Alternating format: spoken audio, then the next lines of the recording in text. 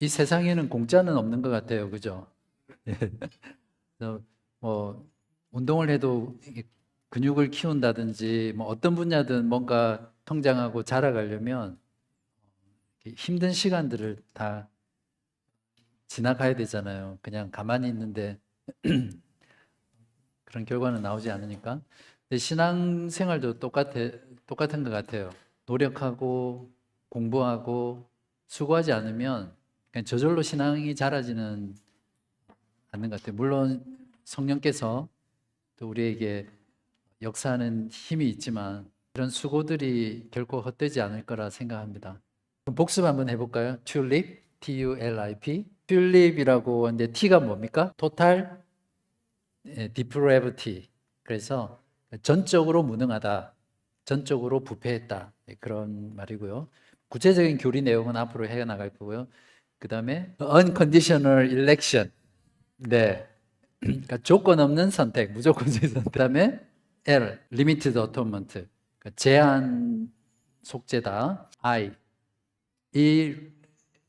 irresistible grace. 저항할 수 없는 은혜. 마지막 P가 perseverance of saints. 그래서 성도의 견인. 한국말로는 견인이란 말로 썼는데 perseverance라는 게 인내라는 말이잖아요. 그러니까 한번 구원한 사람은 끝까지 인내해서 최종 구원에 이르게 한다는 그 교리거든요. 그래서 이 5가지를 앞으로 하나씩 하겠지만 결국 하나님의 은혜에 대한 교리이거든요. 영어고 또 신학적인 용어 같지만 여러분에게 반복해서 말씀을 드리는 이유는 모든 게 그렇잖아요. 이렇게 초급 있고 중급 있고 고급, 그다음에 슈퍼 고급 뭐 이렇게 나가는데 처음 단계에서부터 입문에서부터 바로 고급 단계로 갈 수는 없잖아요. 모든 게 뭐 의학도 그렇고 과학도 그렇고 모든 게 수학도 그렇잖아요. 산수부터 시작해야 되잖아요.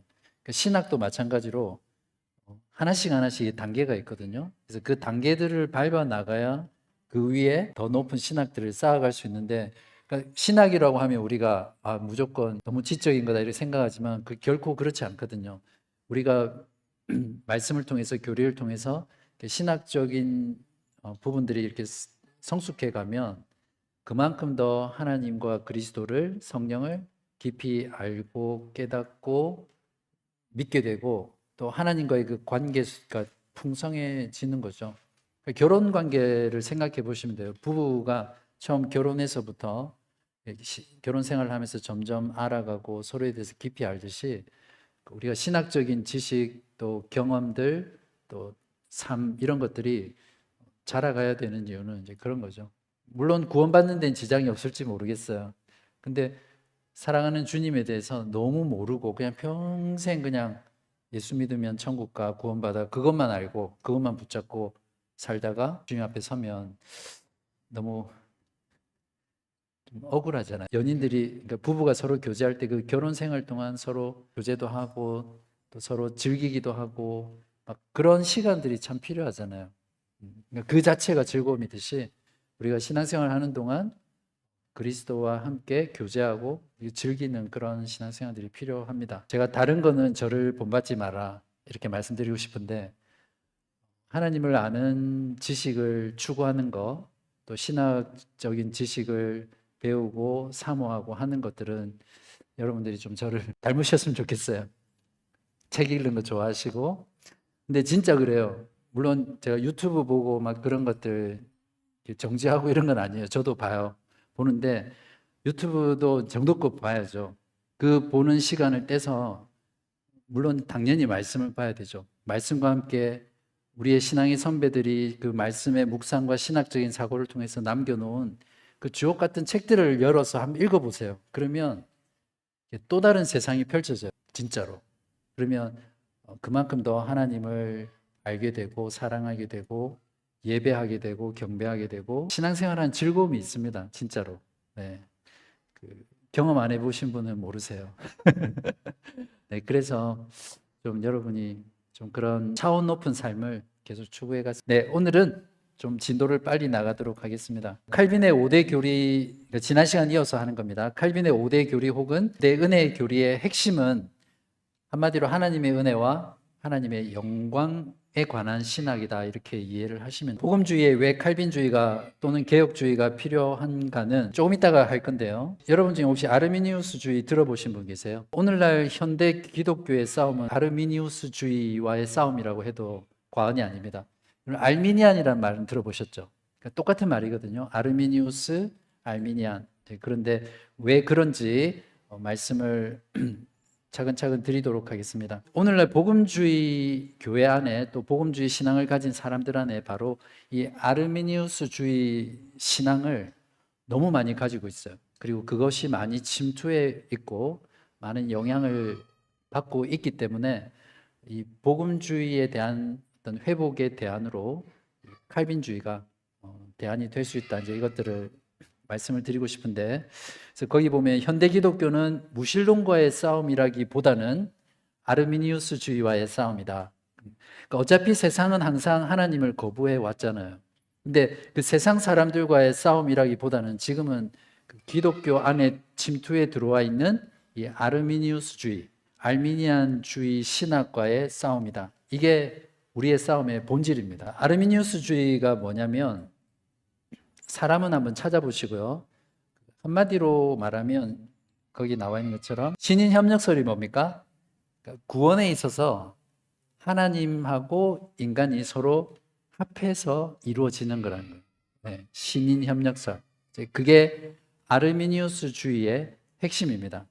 지난번에 이야기할 때 5가지 교리가 나오게 된 게 아르미니우스주의 제자들이 칼빈의 교리에 반대해서 5가지를 작성해서 했잖아요. 그래서 예를 들면 인간은 전적으로 타락한 게 아니라 부분적으로 타락했다는 거예요. 그러니까 부분적으로 타락했기 때문에 인간 스스로 하나님을 선택할 수 있는 의지가 남아있다는 거죠. 그러니까 하나님의 은혜를 인정은 하지만 사람의 노력, 사람의 의지, 사람의 선택도 반드시 있어야 된다는 거죠. 그냥 하나님의 은혜만으로는 우리가 구원을 받을 수 없고 우리의 선행, 우리의 선택, 인간의 믿음이 있어야 된다는 거예요. 그러니까 믿음이라는 것도 하나님이 전적으로 주셔서 우리가 믿게 되는 것이 아니라 우리 인간이 믿었기 때문에 구원을 받는다. 그런 거죠. 그러니까 완전히 인간의 의지나 선택만을 주장하진 않지만 하나님 플러스 인간, 그걸 이제 신인 협력설이라고 그러고 영어로는 시너지라고 하잖아요. 이렇게 2가지를 합해서 파워를 누리는 것처럼 그 시너지즘이라고 해서 신과 인간이 협력한다는 그런 겁니다.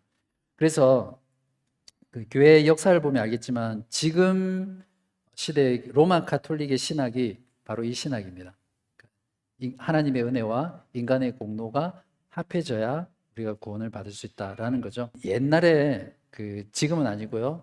5세기경, 4, 5세기경 그때로 돌아가면 여러분 펠라기우스라는 사람 들어보셨어요? 펠라기우스라는 사람이 어떤 주장을 했냐면 아담의 원죄를 부인했습니다. 인간은 태어날 때부터 그 아담의 죄를 갖고 태어나는 게 아니라 인간은 태어날 때부터 선하다는 거예요. 원죄의 영향을 받지 않고 선하고 자유의지를 가지고 있기 때문에 하나님의 은혜 없이도 인간이 인간의 노력과 또 선택으로 하나님을 선택하고 믿을 수 있다. 이제 이걸 주장했던 사람이 이제 펠라기우스거든요. 펠라기우스라는 거는 몰라도 그냥 원죄를 부정하고 인간의 선택과 자유를 강조했던 사람이다. 원래 이런 신학이 나온 동기는 간단했어요. 왜냐하면 그냥 하나님, 모두가 하나님의 은혜다 이러니까 마음대로 사는 거예요. 신자라는 사람들이, 교회라는 교인들이. 그러니까 그런 잘못된 삶을 개선하기 위해서 이런 신학적인 주장을 가지고 나왔는데 교회사 속에 가장 영향을 많이 미친 신학이고요. 오늘날 현대 기독교에 결정적인 영향을 지금까지 끼치고 있는 사람이 이 펠라기우스라는 사람입니다. 펠라기우스 하면 전적인 인간의 의지, 선택, 그런 거라고 생각하시면 돼요. 자, 그러면 반 펠라기우스라는 게 있거든요. 반. 여기서 반이라는 거는 하프가 아니고 세미. 펠라기우스는 펠라기우스주의인데 세미 펠라기우스, 뭐라고 해야 되나요? 하이브리드라고 해야 되나요? 세미라는 말이 그런 거죠. 원죄를 부정하거나 하나님의 은혜를 전적으로 부정하지는 않습니다.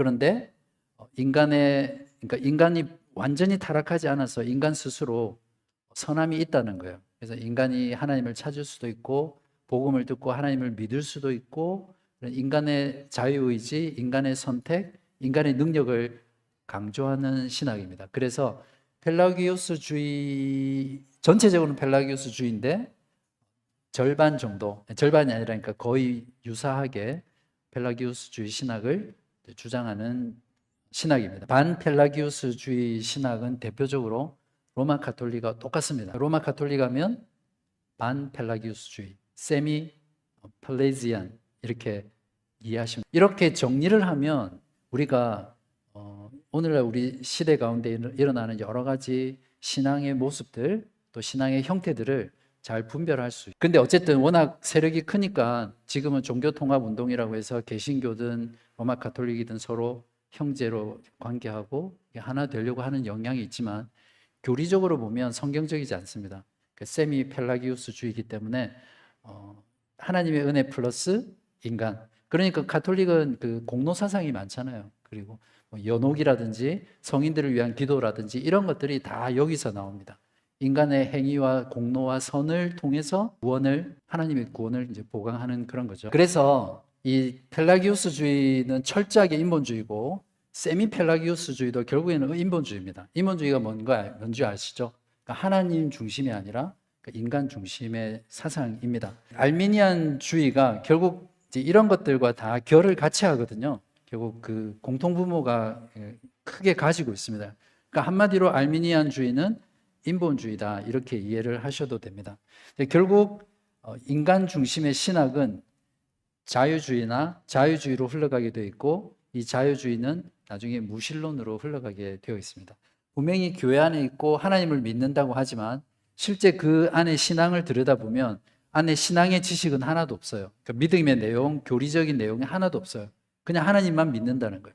무신론하고 똑같은 거죠. 근데 여기서 제가 지적하고 싶은 거는 인본주의는 결국 인간 중심이잖아요. 그죠? 인간 중심이면 결국 어디로 가냐면 개인의 신앙 체험에 많은 관심을 가집니다.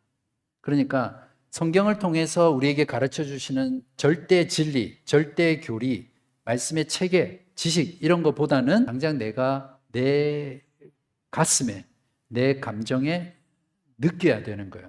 경험해야 되는 거죠. 왜냐하면 내가 중심이니까. 그래서 오늘날 현대 기독교를 보시면 거의 다 이런 신앙 형태를 가르치고 또 신앙생활을 합니다. 교회 가면 예배 드리면 은혜를 받아야 되잖아요. 그죠? 그래서 마음이 뜨거워야 되는 거예요. 뭔가 체험해야 되고 눈물도 흘려야 되고 그래서 계속해서 그 신앙생활의 본질을 개인의 체험을 추구하는 것으로 흘러가게 됩니다. 이걸 뭐라고 하냐면 경건주의 신앙이다 이렇게 표현해요. 물론 경건주의 자체가 나쁜 건 아닙니다. 근데 이 경건주의 신앙에서 신앙의 본질과 핵심을 자꾸 내 개인의 체험으로 가다 보면 결국 객관적인 진리를 잃어버리잖아요. 그죠? 왜냐하면 사람의 개인의 경험과 체험은 다 다르거든요. 똑같을 수가 없어요. 그러니까 상대주의, 너도 맞고 나도 맞고 이쪽도 맞고 다 맞으니까 진리가 없는 거죠. 경건주의는 잘못하면 자기 숭배로 갈 가능성이 굉장히 높습니다. 그래서 역사 속에서 보면 항상 이 경건주의의 뿌리에서 잘못된 신앙이 형성되어 있거든요. 그런 면에서 또 오늘도 비판 한 가지 해야죠. 이거 할 때 여러분들이 눈이 제일 반짝반짝거리더라고요. 네. 큐티라는 거 들어보셨죠? 제가 대학생 때 저는 89학번이거든요. 그리고 재수해서 90학번이에요. 90학번인데 그때 정말 그 캠퍼스에서 유행했던 게 큐티 운동이었어요. 그래서 무조건 신앙 생활하면 큐티 하는 게 핵심이었죠. 그래서 모이면 성경 본문 가지고 서로 이 본문을 통해서 내가 느낀 걸 서로 나누는 거예요. 근데 이 큐티의 뿌리가 이 경건주의에서 나왔고요.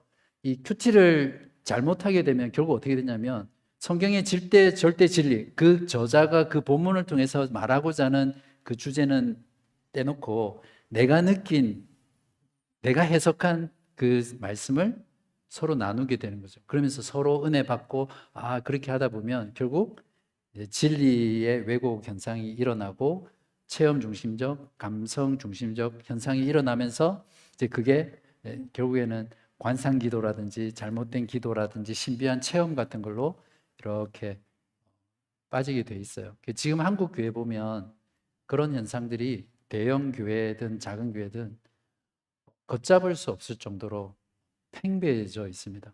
그래서 신앙생활하면 영성 추구하게 되고 영성 큐티, 또 영성 일기, 또 관상기도, 뭐 렉시오 디바나 뭐 이런 것들을 하면서 한국 교회를 다 뒤덮었어요.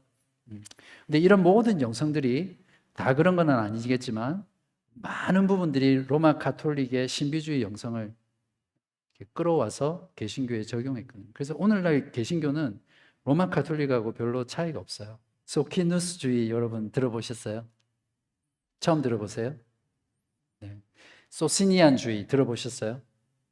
그러면 유니테리언주의 들어보셨어요? 아마 생소한 용어일 수는 있는데 이 용어가 가지고 있는 그 의미들을 보면 지금 현대를 장악하고 있는 사상들이거든요. 제가 왜 다루느냐면 그 아르미니스주의는 역사적으로 하나님의 예정 그리고 삼위일체를 부정한 신앙 사상이 소키니스주의라는 거거든요. 소시니안주의라고 해서 또 그게 유니테리언주의다 이제 이렇게도 표현하는데 그쪽으로 이렇게 흘러갔어요.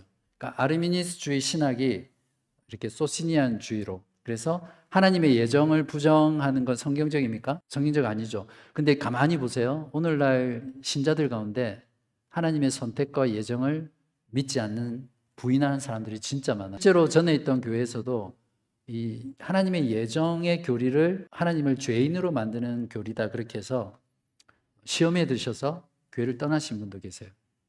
근데 실제로 오늘날 이 하나님의 예정과 선택을 부인하는 교회 교리들이 진짜 많아요. 결국 그런 신학들이 이런 하나님의 예정, 삼위일체를 부정하는 잘못된 신학으로 갔고요. 이 소키누스의 조카가 파우스투스라는 사람이 있는데 이 사람이 어떤 사람들한테 영향을 미치냐면 아이작 뉴턴, 아마 들어보실 거예요. 이 철학자들. 존 로크, 볼테르, 레싱, 임마누엘 칸트 이런 사람, 계몽주의 사상가들에게 지대한 영향을 미칩니다. 결국에는 이 영향을 받은 이 철학자들이 어떻게 됐죠? 자유주의를 만드는 거잖아요. 결국 보세요.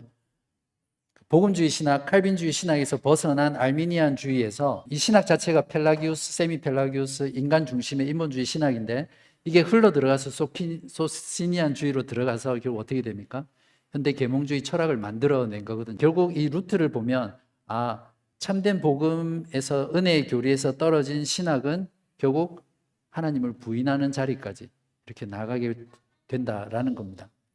이런 걸 제가 여러분에게 말씀드리는 이유는 지금 일어나는 모든 현상들은 다 그 역사를 보면 그 뿌리가 있고 흐름이 있다는 거죠. 우리가 사도신경을 고백할 때 넓게는 보편교회라고 부르거든요. 그래서 사도신경을 고백하는 신자라면 다 우리가 구원을 받는다는 의미에서 이제 보편교회라고 범위를 친다면 그 보편교회 안에서 좀 더 작은 범주의 복음주의 교회가 들어갑니다. 복음주의가. 그 안에 칼빈주의가 들어가는 거죠.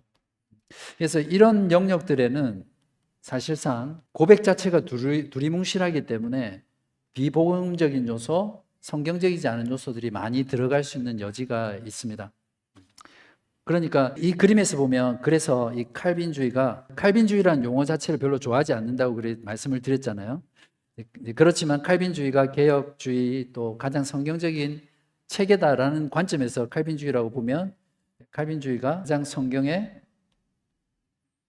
가깝다는 표현은 좀 그렇지만 입각한 신학의 틀이다. 즉 사도들과 선지자들과 예수 그리스도께서 가르쳐 주신 말씀, 그 교리, 그 체계에 가장 순수하게 가까운 체계다. 이렇게 이해를 하시면 됩니다. 유아 세례를 주지 않는 이유 중에 하나는 왜냐하면 내가 믿음으로 고백한 그것이 참된 믿음이기 때문에 구원을 하거든요. 근데 유아 세례라는 것은 그 유아 세례를 주는 근거는 하나님의 언약, 하나님의 주권, 하나님의 은혜에 바탕을 두기 때문에 유아 세례를 주는 거거든요. 그 아이가 자기가 무슨 신앙이 있다고 복음을 듣고 인격적으로 고백하겠습니까? 그러나 우린 유아 세례를 주잖아요. 근데 문제는 뭐냐면 제가 여기에다 쭉 이런 알미니안주의 영향을 받은 교회, 교단들, 신학들을 말씀을 드렸지만 오늘날 소위 말하는 개혁교회들, 대부분의 장로교회들은 실질적으로 개혁신학을 표방하고는 있지만 실제는 알미니안주의를 가르치고 교회를 운영하고 또 그렇게 생활하고, 그래서 복음주의의 대안으로 칼빈주의가 꼭 필요한 겁니다. 이건 무엇이냐면 인간 중심의 신학, 인간 중심의 신앙을 하나님 중심의 신학으로 돌리는 것이 바로 그러한 노력들입니다. 이게 지난 시간에 준비한 것까지거든요. 그래서 오늘 준비한 게 있는데, 자, 오늘은 첫 번째 시간입니다. 그래서 거기에 대한 대안으로 초대교회 때 정통교회들이 모여서 이단을 정죄했던 그 공회가 있었잖아요. 그 이후에 종교개혁이 일어나고 종교개혁 이후에 처음으로 대부분의 개혁교회들이 모인 종교개혁의 교회들이 모여서 회의를 하고 교리들을 발표한 게 바로 도르트 총회라고 말씀드렸잖아요. 거기서 나온 5가지 교리가 바로 은혜의 교리고 칼빈의 5대 강령인데 그 교리들을 자, 오늘날 현대의 그 복음주의 교회들의 문제를 해결하기 위한 대안으로서 우리가 제시했고 그걸 공부하는 겁니다. 그 첫 번째가 T에 해당하는 Total Depravity, 그러니까 전적인 타락 또는 전적인 무능이라고도 표현합니다. 구원을 위해서는 인간은 전적으로 무능하다는 거죠. 전적 타락 또는 전적 무능한 교리다. 그걸 이제 오늘 조금만 맛보고 마칠게요. 알미니우스주의자들은 어떻게 했죠? 부분적 타락을 먼저 강조했어요. 근데 거기에 대한 성경적인 답변으로 전적인 타락을 했는데, 자, 창세기 6장 5절에 보시면 타락한 이후에 인간이 어떤 존재인가를 잘 설명해 주죠. 여호와께서 사람의 죄악이 세상에 가득함과 그의 마음으로 생각하는 모든 계획이 어떻게 해요? 항상 악하다는 거죠. 그냥 인간은 태어날 때부터 디폴트가 뭔지 아시죠? 디폴트로 그냥 악한 거예요. 그래서 생각을 하긴 하는데 선한 생각이 아니라 언제나 악한 생각만 한다. 이것이 타락한 인류에 대한 성경의 인간론입니다. 자, 여기서 조금 오해가 될 수 있는 말이 있는데 전적이라고 이렇게 표현했기 때문에 전적이라는 말 자체가 하나도 남김없이 인간의 모든 부분들이 타락했다. 그래서 마치 인간은 그냥 말 그대로 그 어떤 것도 할 수 없는 그런 상태라고 생각할 수 있는데, 여기서 전적이라는 것은 범위라고 생각하시면 됩니다. 그러니까 인간의 지성, 감성, 의지 모든 영역에서 이 타락의 영향을 받지 않은 부분이 하나도 없이 다 오염되고 부패하고 타락했다. 그런 의미에서 전적이다. 이렇게 이해를 하셔야 됩니다. 자, 질문을 드려볼게요. 자, 모든 인간은 다 똑같이 더 이상 이제는 악해질 수 없을 만큼 악한 상태입니까? 보통 이걸 이제 전적인 타락이라고 생각하거든요. 이 상태를. 다시 한 번 더. 인간은 더 이상 타락할 수 없을 만큼 지금 가장 악한 상태다. 맞다고 생각하시는 분 손. 오, 그럼 틀리다고 생각하시는 분 3분. 나머지는 잘 모르겠다. 빨리 끝내주세요. 네. 이제 전적인 타락이라는 의미는 더 이상 인간이 악해질 수 없을 만큼 악한 게 아니라 그것보다 더 악해질 수 있다는 거예요. 우리가 생각할 때 이것보다 더 악해질 수 없어 라고 생각하는 것보다 더 악해질 수 있는 게 인간이라는 거죠. 그리고 이 악함의 정도는 또 모든 사람이 다 똑같지는 않잖아요. 어떤 사람과 어떤 사람은 그 악함의 차이가 있는 거죠.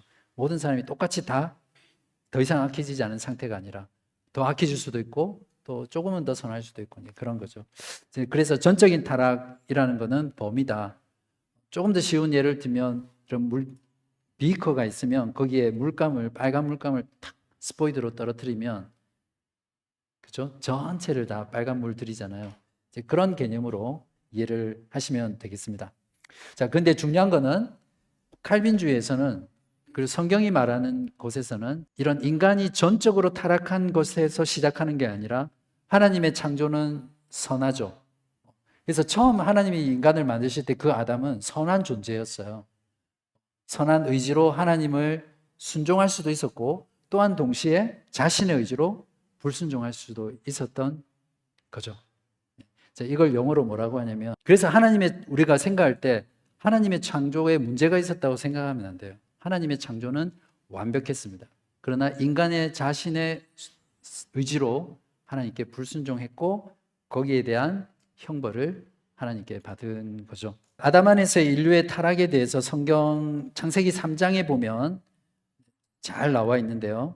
자, 창세기 2장 16절에 보면 17절에 보면 네가 이 선악을 알게 하는 나무의 열매를 따먹을 때는 반드시 죽는다 이렇게 말씀하셨어요.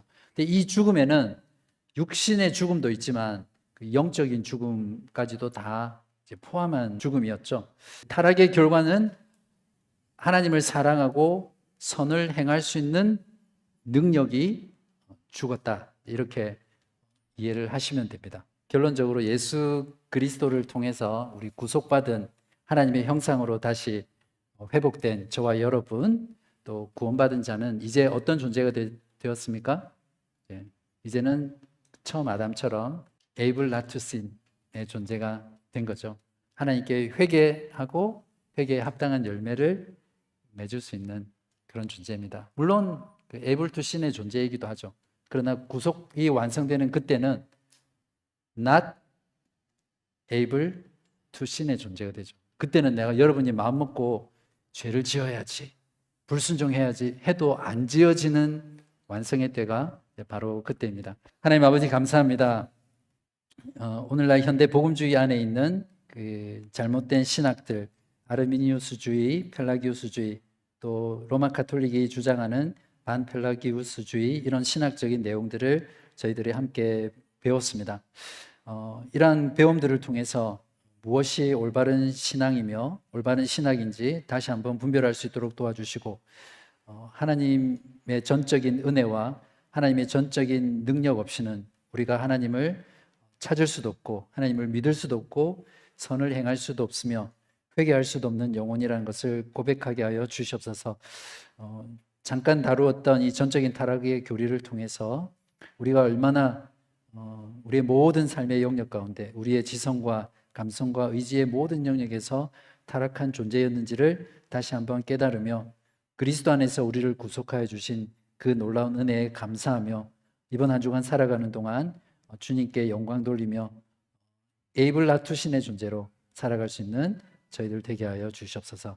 감사드리며 예수 그리스도 이름으로 기도합니다. 아멘.